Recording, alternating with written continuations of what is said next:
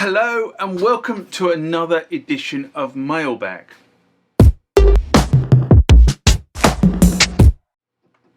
What is Mailbag? Well, Mailbag is a feature of the channel where you guys leave lots of comments on the channel and I attempt to answer those comments, or if I can't answer those comments, I throw it out to you guys who have more knowledge on some of this stuff than I do. So let's get into the first mailbag of this session. Remember, like, comment, subscribe to the channel. Go over to Instagram and follow me there. Go over to Facebook, follow me there. That's where the normal notices are.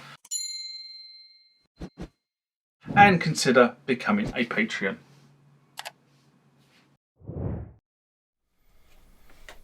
Next question or comment comes from 71 Collective in response to connecting the TR8S and MC707 MX1 not class compliant. A video I did in May 2022.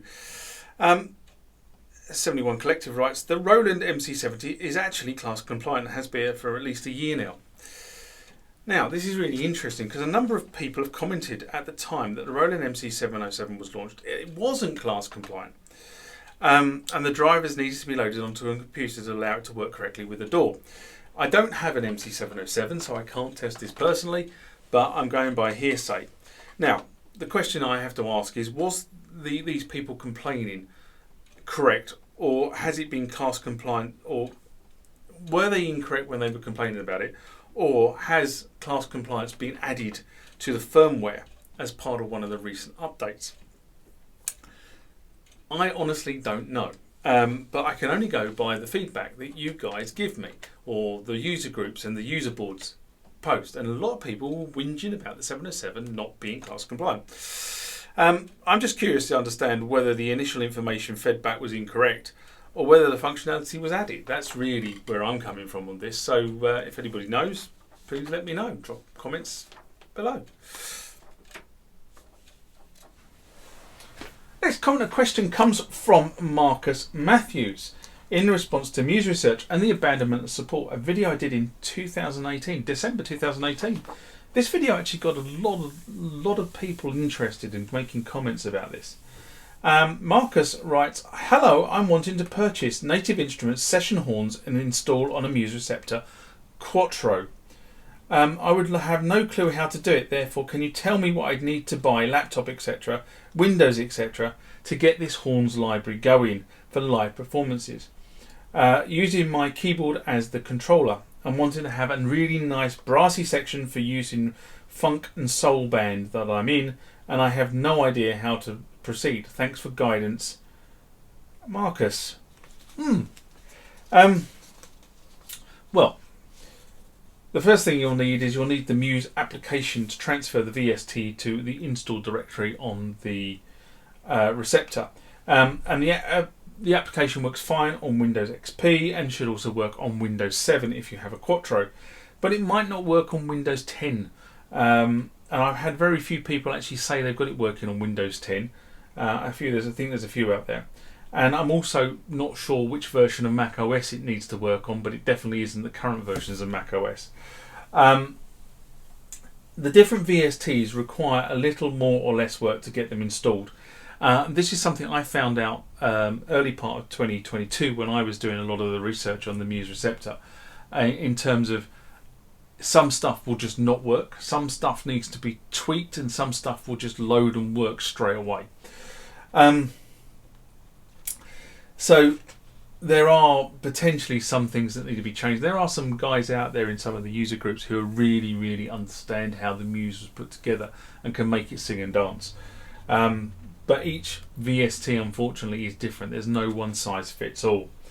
Now, once you've got the VST loaded, then you need to instruct MUSE to scan for the new plugin, and if you're lucky it will just load, as I said. And I've done some videos on how to do load processes, which are still in post-production, if I'm brutally honest. I've got a bunch of stuff that needs to be sorted. Then Marcus writes back to me and says, thanks for the reply. I would simply hate to buy the NI software horns and attempt to install it on the MUSE Qu4ttro, and it's completely incompatible. I would lose my investment as software cannot be returned for refund. Well, unfortunately, I can't, with these things, especially with the MUSE Receptor, MUSE Research is no more. It folded in the mid sort of 2015, I think it was, or something like that. And other than seeking support from some savvy guys out there, there is no support for the actual hardware itself, which is a real shame.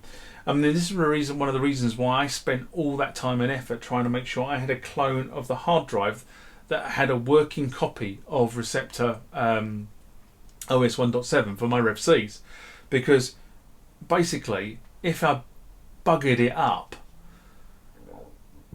I probably would spend a lot of time pulling my hair out to try and sort it out.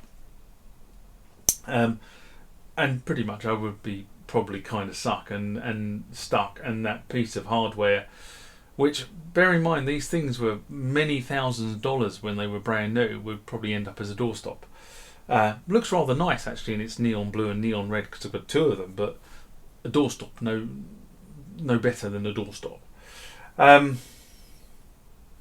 But that's reality. That really is reality around this. I still think, even though the demise of MUSE, I still think that Receptor is an absolutely corking idea.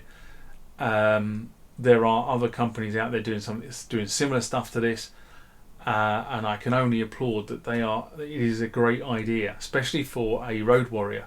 A keyboard player or a band that's on the road. Some of these solutions are absolutely brilliant, but they're just expensive. But they are absolutely brilliant. You turn up, the C-Lake one, which I've talked about before. The whole concept of having all your band settings, and you just plug into the C-Lake audio machine, and then just give the sound desk engineer, a left and a right feed, and say, right, don't bugger around with our levels, because they can't, because it's all set in the machine. Which for a sound engineer would probably be really upsetting, I've got to be honest.